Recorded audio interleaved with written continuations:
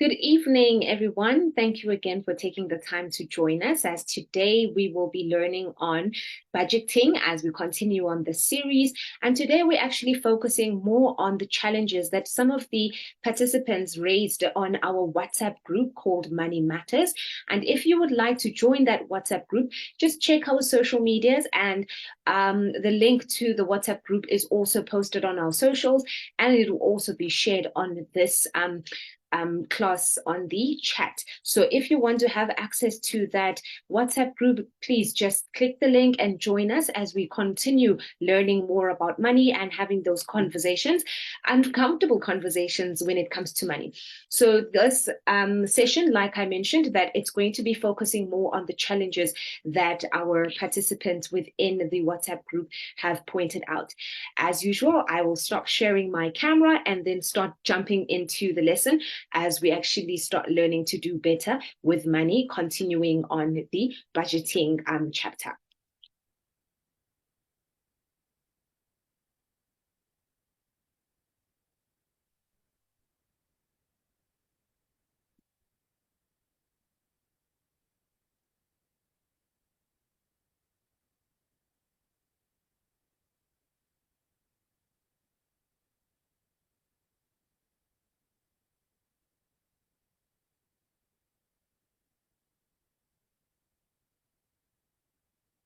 Alrighty, so as I mentioned, today we're just focusing on the challenges that people face when it comes to budgeting. And of course, let's just do a bit of a recap in terms of the last lesson that we had, which was focusing more on the importance of understanding your needs versus wants when you're doing your budget, which then, of course, helps you ensure that when you do your budget, you focus more on the needs and less of the wants. And just to do a quick recap of what those needs actually are, of course, we define the needs as something that you cannot live without, be of course your water, food, shelter, clothing, and so forth. And this is also something that you then allocate funds towards more versus your wants, which of course are more luxurious items and entertainment, which are more or less things that you can actually live without. And of course, normally in the classes that we do for the high school learners, of course, they'd always actually say that having a cell phone is now more of a need than a want. So that is always debatable.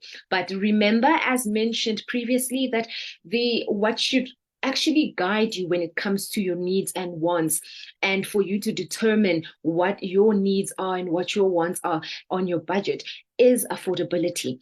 So everybody's needs and wants may differ, and that difference comes to affordability, because what I deem a need might be something that you deem as a want and a luxurious item, and what I deem as a want could be something that you deem as a need. But what gives you a great guidance would have to be your affordability. So doing that budget makes sure that you understand what your affordability is and what your financial stability is like, and so that you can make better financial decisions. And of course, we did mention that financial responsibility and prioritizing your needs ensures financial stability. And of course, looking at the tough economy that we're in currently, the importance around making sure that your budget is more driven by needs versus the wants also ensures that you're allocating funds to the right things, be it resources, and spending less on luxurious items and, of course, entertainment, because those are kind of things that you can live without. But honestly speaking, you're not going to be able to live without having food or water. So prioritizing your needs is very important so that you make sure that you're using your finances responsibly. And of course, goal setting was something that we also highlighted when we're learning about the budget, that as much as you try to do your budget, you need to make sure that you put a goal aside to say that I want to save more, I want to save more, or I want to reduce my debt. So what will give you an indication as to what you're able to do when it comes to your finances would be, of course, having your budget stipulated and you've put your budget on a spreadsheet, and it gives you a clear indication of what your expenses are and what your income is, and that will help you to make better financial decisions when you have a clearer view of what your financial status is like. And then, of course, give you a bit of guidance in terms of setting those goals, being if you want to reduce debt or you want to start saving more. Your budget can then give you a bit of an indication of how to try and achieve that particular goal that you've put in place. And of course, the efficient allocation of resources based on priorities, just stressing the point here again about focusing more on your needs versus your wants on your budget. Makes sure that you are allocating your resources efficiently by prioritizing things that are essential for you to continue with your livelihood. So just to start off on our lesson today, we're going to be looking at the budgeting challenges. And as mentioned, that these challenges were actually raised by some of the participants we have in the Money Matters WhatsApp group. And so today we're going to be tackling the first one, which is too many responsibilities. And of course, I know a lot of people can actually relate to this type of challenge because, of course, the tough economy that we live in currently and all the challenges that we could be facing that have a direct impact to our budget, and too many responsibilities is, of course, the top of the list. So what I've done is that I've just asked a few of the participants on the WhatsApp group to share their budgets with me, and we will be using these individuals' budgets. And of course, we're not going to be sharing any personal information. So we will not be sharing the name or the surname or any particular details for anyone to be able to identify whom this particular individual is. And we're going to be using this individual's information for our case study today. And of course, this is also to help the individual to make sure that they are learning from this process, and it allows them to start making these changes to try and actually live better and make better financial decisions. So let us jump right into our case study. And here we have Mr. X. He is a 33-year-old man who works at a car dealership. He earns a basic salary and a commission, all right? And of course, he's got a lovely daughter that he does not live with, but he financially supports, okay? So Mr. X sent me a copy of his budget, right? And when he broke down his budget, he gave me the net salary. And of course, it's important, guys, that we always remember that when you do your budget, you focus on the net salary because that is what you earn. That is what you can spend. That is what we call your disposable income. There is no point, or it serves no purpose for you to have your gross salary on a budget, because that is not the amount of money that will be credited into your account. So I cannot stress this point enough to make sure that when you do the budget, to make sure that you put in your net salary and any form of additional income that you are getting. Okay, so Mr. X gets a net salary of 7,470 rands, and then he also gets an additional income of 2,000 rand. So all in all, the disposable income that he has, right, which means money that he can spend, is 9,470 rand. Okay. And these were some of the expenses that he's populated in terms of his monthly expenses. Let us just quickly go through these expenses. Firstly, he pays rent of 1,300. He's got funeral cover. He's got a loan, and then his variable expenses. He's got a payment for. He pays transport costs. He actually gives 3,500 back home for groceries. And then his personal groceries are 700. Electricity, he pays 350. He's got a Truards and Markham's account at 550. And then, of course, his total expenses is about 8,550 rand, and his leftover with 920 rand at the end of the day after all his allocated funds for all of his obligations. Okay, so I had a look at these expenses, and I started putting my thinking caps in terms of how can Mr. X start making changes to his finances. And I've highlighted a few things that I think could actually help him to see how he can loosen up his budget to try and work towards a better, financial stability, because 920 Rand at the end of the day every month is not much in terms of trying to save or trying to actually build towards, bettering your future as an individual. So we need to look at the items that are listed under his variable and his fixed expenses to see what he can then maybe make changes to. So the first thing I highlighted here, when I spoke to Mr. X, I said, hey, you've got a loan. Tell me more about this loan, right? And then he said to me, he took out a loan to pay for his tuition fees at UNISA, firstly, right?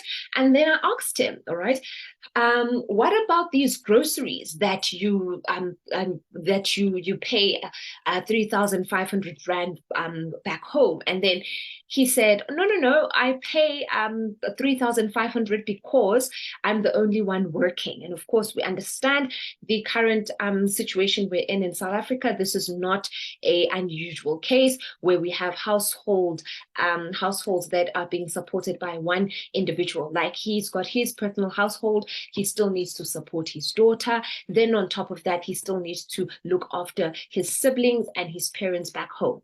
So then he mentioned that he decided to actually contribute 3,500 Rand on a monthly basis towards this back home. And so I did question. I said, hey, Mr. X, I mean, isn't 3,500 a lot to actually contribute?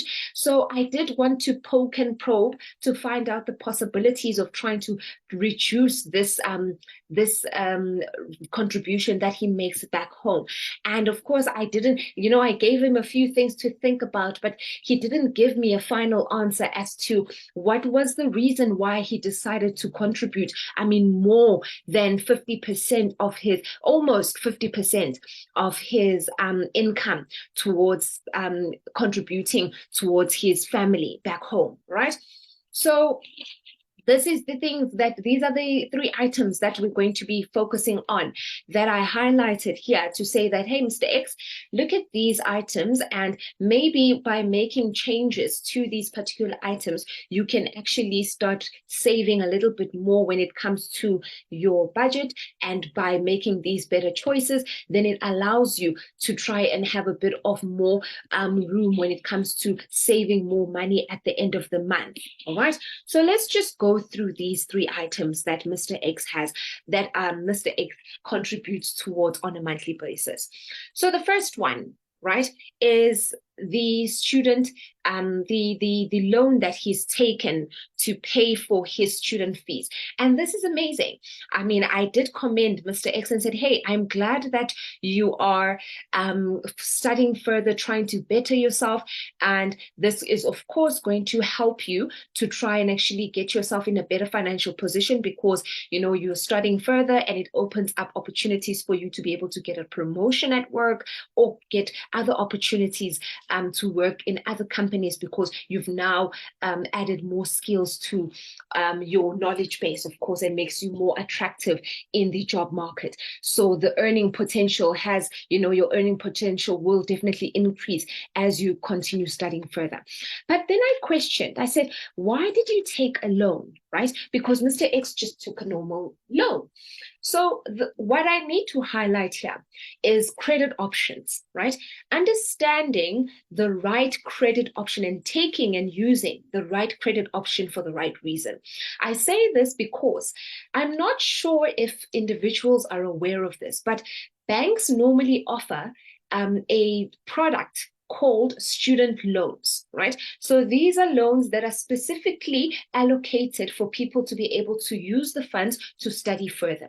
What I like about the student loan, it's because, firstly, they are normally just linked to prime, right? Normally, your normal loan, right? You go to the bank and you say, I want a loan for whatever reason that you're going to be getting this loan. And just like Mr. X, he's just got a normal loan.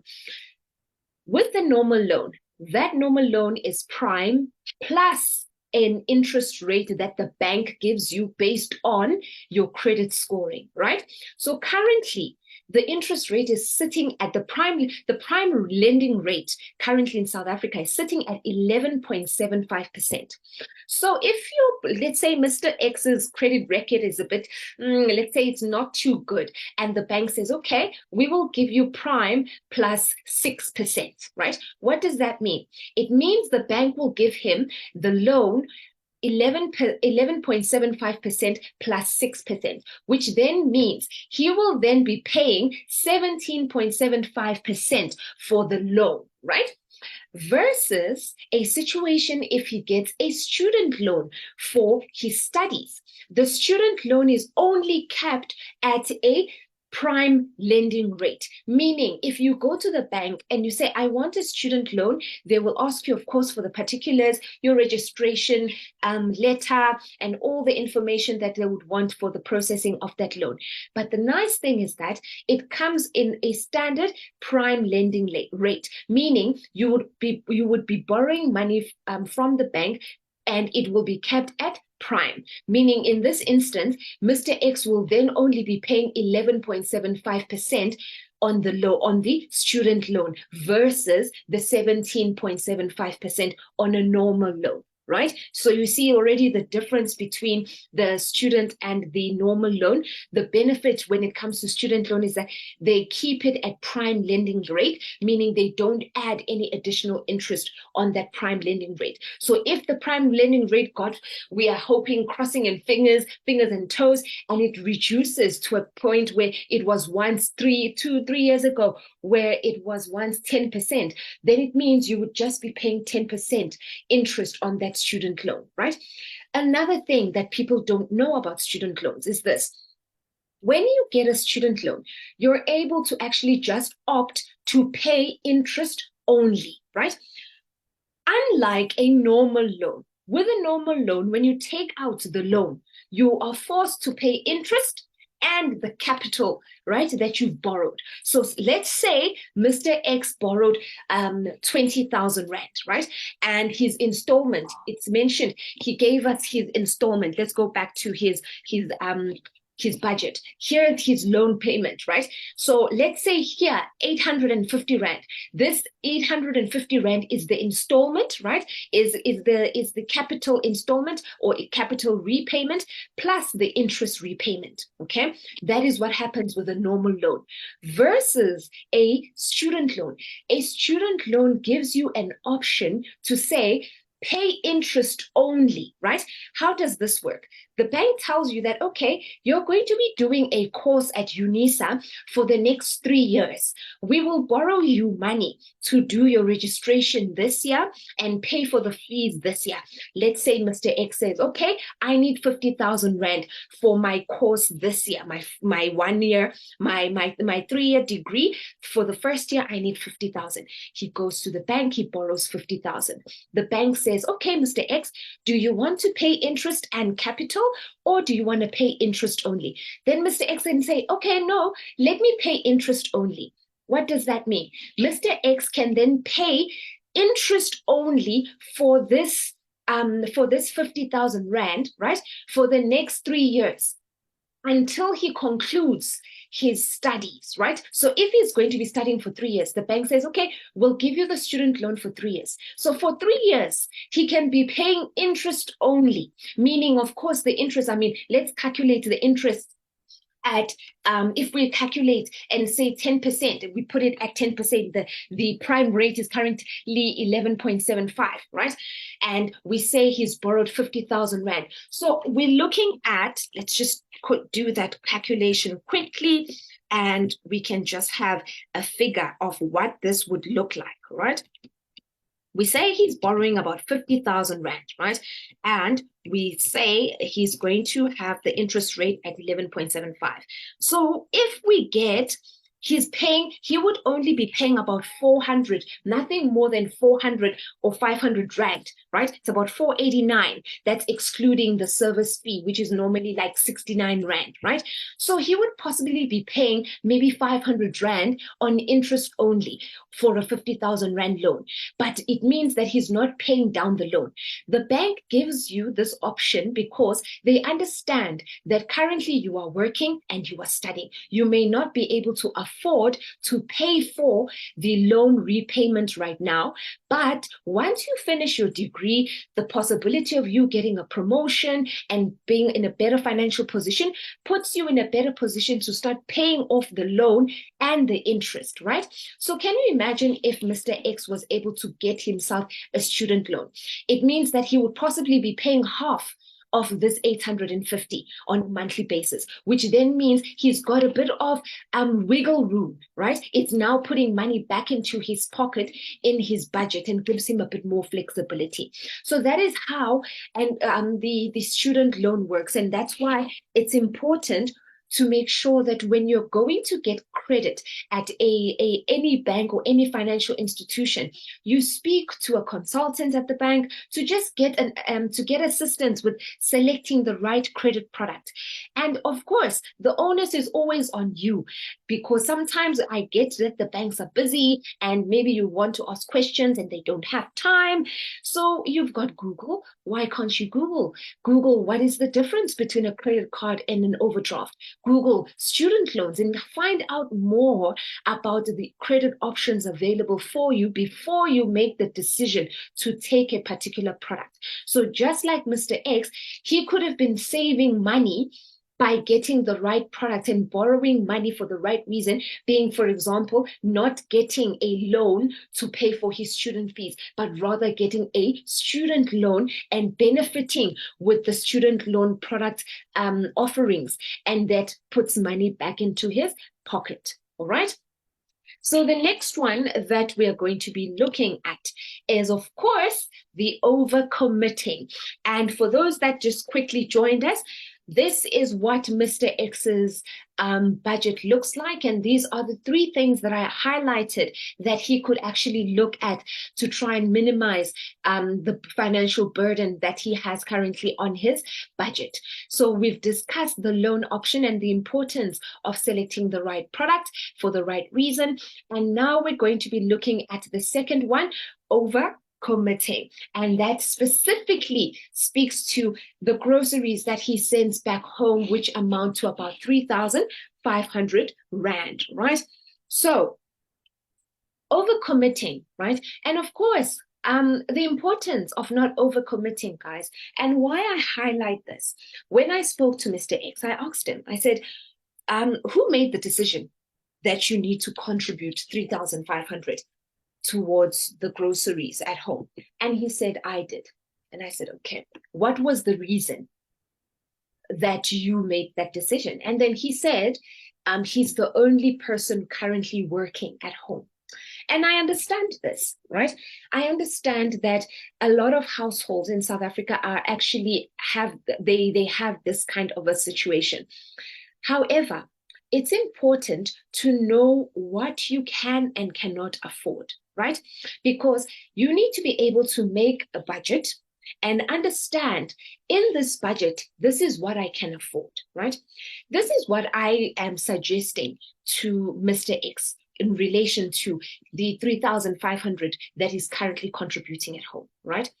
Having an open conversation with his family about his finances. If we go back to his budget, he earns 9,470 Rand. Of that 9,470 Rand, he still needs to pay maintenance for his daughter. Remember, I mentioned he's got his daughter. He's got a daughter. And I mean, if you are a parent, right? Currently I'm not a parent, but in the next coming years, I would also be blessed to become a parent. But I am aware of the financial challenges that come with becoming a parent. I mean, you can't say to a child, don't get sick this month. You can't say to a child, don't break your toys, or don't tear your school shoes, don't tear your backpack, right?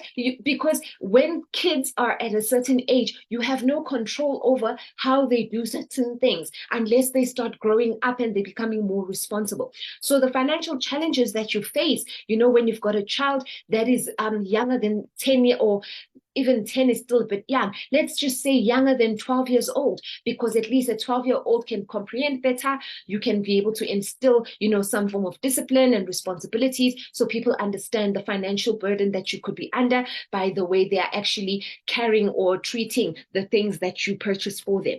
But if you're dealing with a 6-year-old, I mean, how can you have a conversation with a 6-year-old and say, okay, I can't buy you a backpack because you tore the last backpack and I can't afford to pay you to buy another one? That's not a conversation you can have with a 6-year-old. So what does that mean? It means that you would have to make sure that you allocate enough funds to be able to cater for all of the challenges that you could be facing and everything that pops up with, of course, raising children. All right. So that is not allocated here. All right. So the reason I'm highlighting that, it's because sending 3,500 Rand at home is a lot. All right. So I was suggesting to Mr. X to say, hey, how about you reduce that by 1,000 Rand and send 2,500 at home, right? And why do I say this? You have a bit of, now, if you're putting back 1,000 Rand back into your budget, then at least you've got a surplus of about 1,920. Then it puts you in a better, financial position when your daughter needs something, or you need to be able to pay for an obligation that you could not budget for. All right. So it's easy for Nonjabulo to say to you, hey, Mr. X, maybe reduce your contributions at home by 1,000 Rand. But what does that mean, right? So the reason I'm saying have an open conversation with your family about your finances is because when you are open with family members, you are able to tell them, to say, guys, I don't earn much. This is how much I can afford to pay. So like Mr. X mentioned, that he was the one who took the decision to say, I'm going to pay 3,500. Now he's overcommitting himself because he can't afford to pay 3,500 towards his family back home. But 2,500 is a bit more reasonable. And how does he reduce that? He buys them things to be able to try and self-sustain.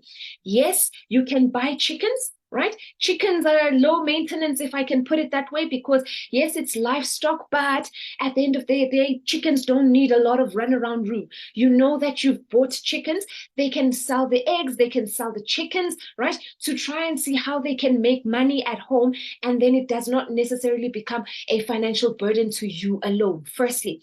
Secondly, I know the government loves saying this to people, plant vegetables. And I remember there was a time, I think I was still in high school, where our Minister of Health was actually made a bit of a joke when she was advocating for eating beetroot when you are HIV positive, and there's some other explanation she gave about planting your own vegetables and the importance of eating organic vegetables, and people made that a joke, but it's true. With the cost of living today, can you imagine how much money you would be able to save by planting your own spinach, planting your own little potatoes, planting your own tomatoes, and all those little things that you normally go to your grocery store to purchase, your Pick n Pay, your ShopRite, your Spar, and so forth.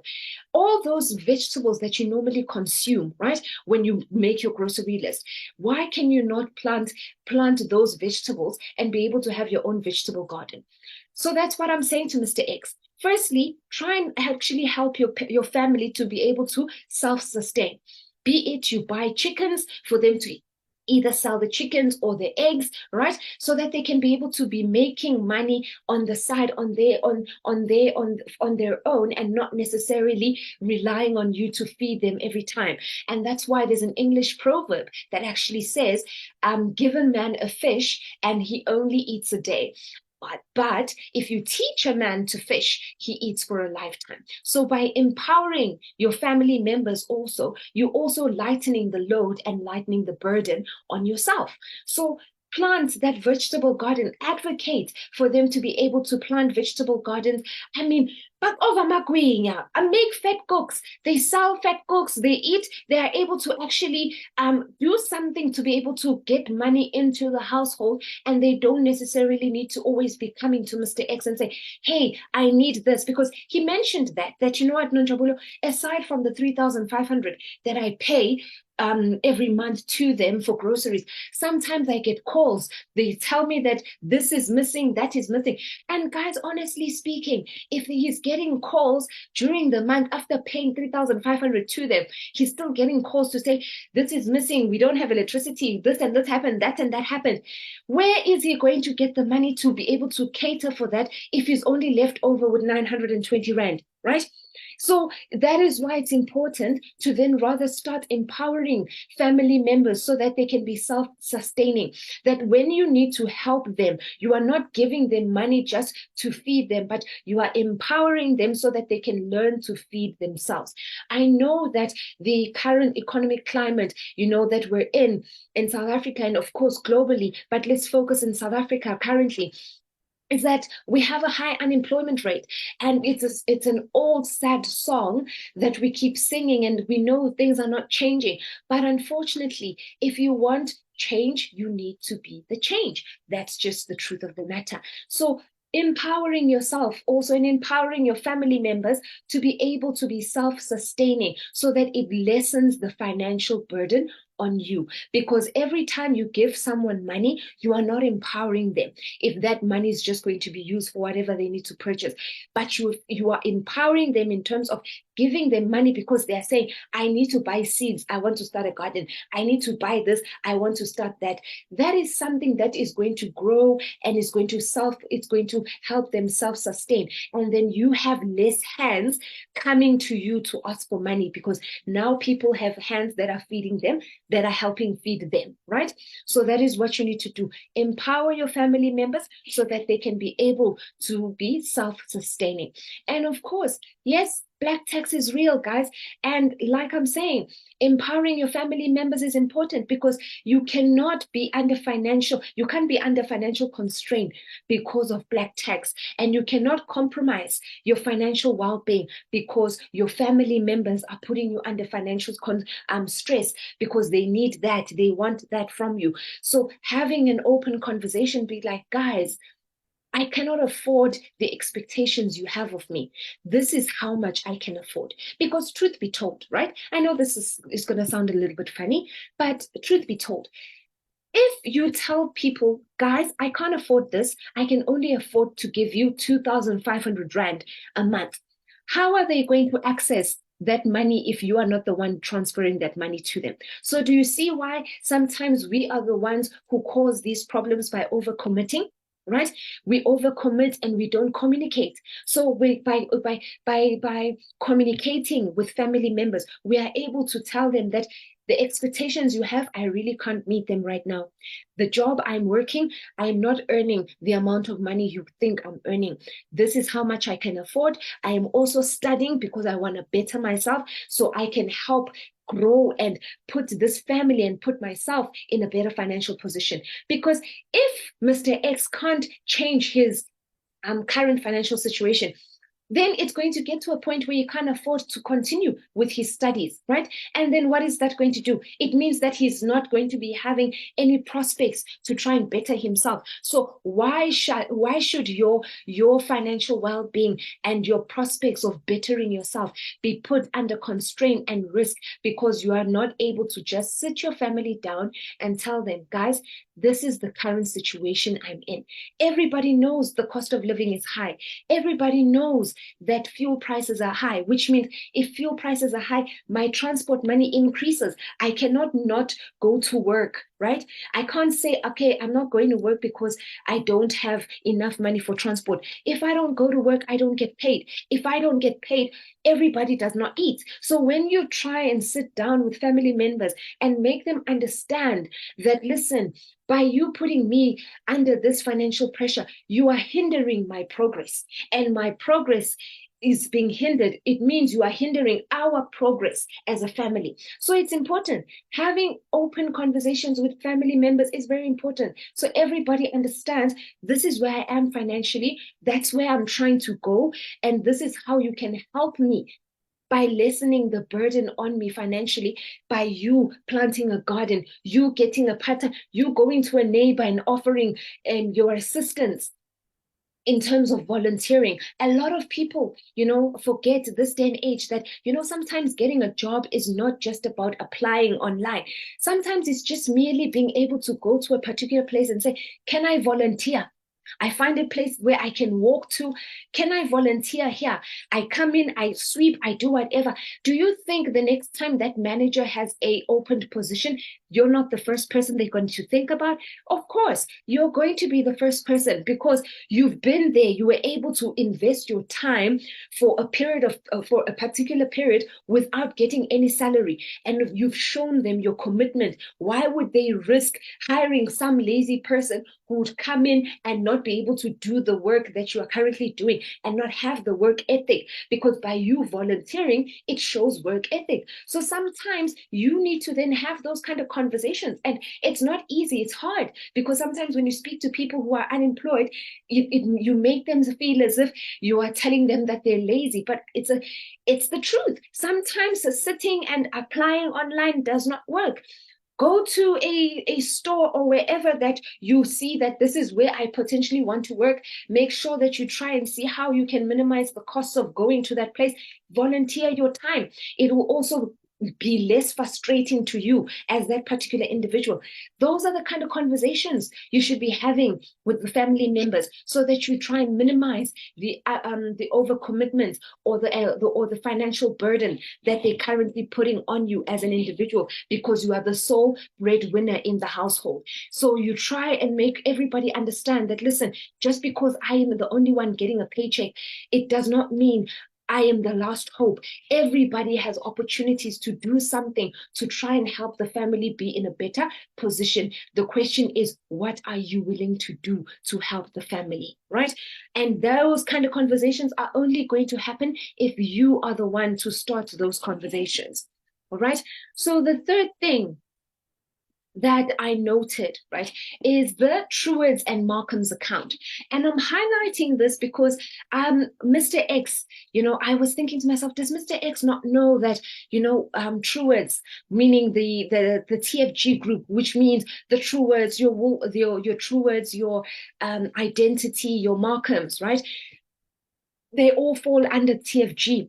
And does he not know that they offer lay-bys, right? So that's why I thought I should add this slide, because I thought it's very important to try and remind people that there are other options to be able to make purchases aside from using credit. So if you can't afford to buy something cash at that point in time and pay it off at that point of sale, you can use a lay-by option. So I just went online and I looked for some of the stores, right? This is not a comprehensive list, meaning this is not the full list of the stores currently in South Africa that offer lay-bys. There's many, many, many more.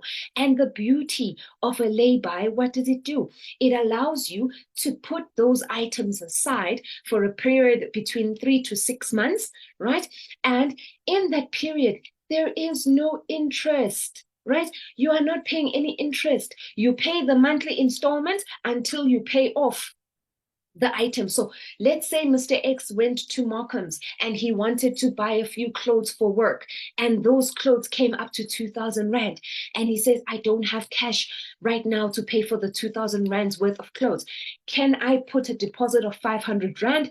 And then can I pay the remaining 1,500 Rand in installments for the next 3 months? And I will get my items at after month 3, after I've made the total payment of payment of 2,000 Rand towards the clothes. Then what does Markham's do? They will keep the clothes aside and they put in the deposit. They'll open a little it's not necessarily an account, but it's normally they do it on their system as a statement of sort to just say that these items are put on lay-by. They print out that statement, they staple it on that package, and they put the package aside, right? So you have these kind of credit options, these kind of purchasing options. And why are you not able to utilize them instead of using store accounts? So I listed some of the other stores. If you're looking for furniture, your Mr. Price Home, of course, is another one that does the lay-by option. I've mentioned the TFG Group. House and Home also sells furniture, game, Cotton On, Sheet Street. There's so many more in terms of clothing and furniture, that instead of going the account route, right, and getting a store account and then paying the exorbitant amount that you would be paying in terms of interest, rather lay by the item. Lay by the item, paid off in 3 to 6 months, depending on the lay-by policy they have in store. And then you know that you've got your items and you've paid for them using cash and you've paid no interest towards it. So that is something else that was to say to Mr. X. Cancel and pay off that Markham's and Truett's account, because instead of paying towards interest for items that you've worn and probably you don't even know where that shirt is anymore, or that shirt is torn, or you gave it away but you're still paying for it on the store account, why don't you lay-by items? I mentioned this on the other 2 lessons. We need to start learning to purchase clothes and all these other items, especially clothing, right? Because they're non-perishable. Learn to purchase clothing during off season. Right now we're in summer, which means in September, beginning of September, or the end of August, beginning of September, they have massive sales because it's end of season sales. Winter is ending and it's the start of spring. All these different stores are going to have sales. Why can't you go and purchase items on lay-by during those periods? And then you know that you've got winter clothes to use next year. You do the same when summer comes in. You purchase your summer clothes when summer is ending and your winter is starting. That's when you're going to have things on sale. You purchase and you plan. Planning is very important. And the purpose of budgeting is for you to be able to plan. Because when you plan, you are thinking and you are putting some form of thought behind the finances that you are using and you are allocating. And so that is why I thought it was important to highlight these different options when it comes to purchasing, that instead of using store accounts, use a lay-by option. It's cheaper and it's less financially constraining to you and your pocket. All right. So if that brings us to the last part of our session today, and of course, if we have any questions, then I'm going to turn back my camera to be able to actually take any questions that people might have regarding the session that we just taught about, which speaks more about the challenges that people face when budgeting. So I'll just give you guys a few seconds. If you have a question, you can pop your questions on the chat, or you can unmute yourself so that we can be able to hear what your question is. Do we have any questions?